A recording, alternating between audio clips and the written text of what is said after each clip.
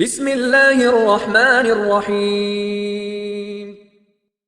شب قدر کی اہمیت اور اس مبارک رات کی فضیلت اور عبادت۔ السلام علیکم پیارے اسلامی بھائیوں اور دوستوں، اللہ تعالیٰ قرآن میں فرماتے ہیں، اور ہم نے اس قرآن کو شب قدر میں نازل کیا، اور تمہیں کیا معلوم کہ شب قدر کیا ہے؟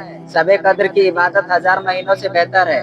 اس رات میں فرشتے اور روح جبریل علیہ السلام اترتے ہیں اپنے رب کی حکم سے ہر کام کے لیے۔ یہ رات سلامتی، امن اور برکت والی ہوتی ہے فجر تک۔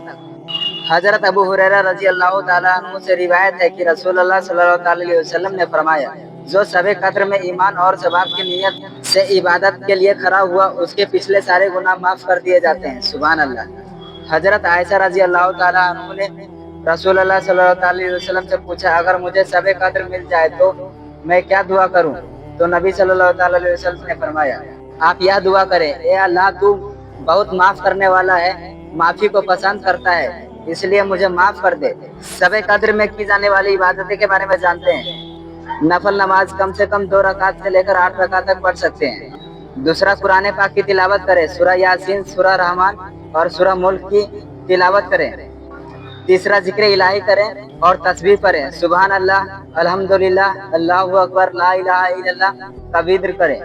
چوتھا، گناہوں سے معافی کی دعا، اوپر بتائی گئی دعا بار بار پڑھیں۔ پانچواں، صدقہ کرے اور خیرات کرے، غریبوں کی مدد کرے، اللہ کی راہ میں خرچ کرے۔ شب قدر کو رمضان کے آخری 10 دنوں میں تلاش کرو۔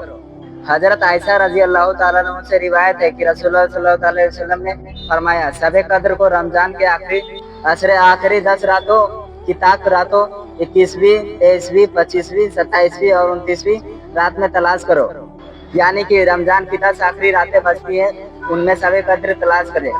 21ویں روزے کی رات کو، 23ویں روزے کی رات کو، 25ویں روزے کی رات کو، 27ویں روزے کی رات کو اور 29ویں روزے کی رات میں تلاش کرو۔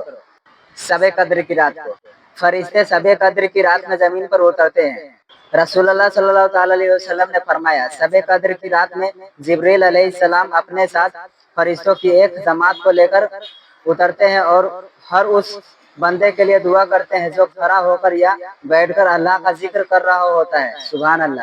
ذکر کرنے کا مطلب یہ ہے کہ صرف نماز اور قرآن پڑھنے کو ذکر نہیں کہا جاتا، آپ سبحان اللہ، الحمدللہ، اللہ اکبر، درود شریف سے بھی آپ ذکر کر سکتے ہیں، اور یہی سب پڑھنے کے بعد آپ اللہ تعالیٰ سے دعا کریں گے تو انشاءاللہ تعالیٰ اللہ پاک آپ کو معاف فرما دیں گے۔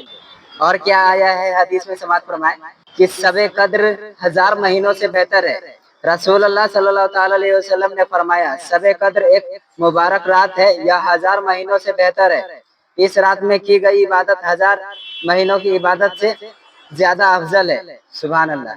شب قدر ایک بےحد عظیم رات ہے جس میں کی گئی عبادت 1000 مہینوں 83 سال 4 مہینوں کی عبادت سے زیادہ ثواب رکھتی ہے۔ اس رات میں اللہ کے فرشتے زمین پر اترتے ہیں، گناہوں کی معافی ملتی ہے اور دعا قبول ہوتی ہے، اس لیے ہمیں اس رات کو عبادت، تلاوت اور اللہ سے دعاؤں میں گزارنی چاہیے۔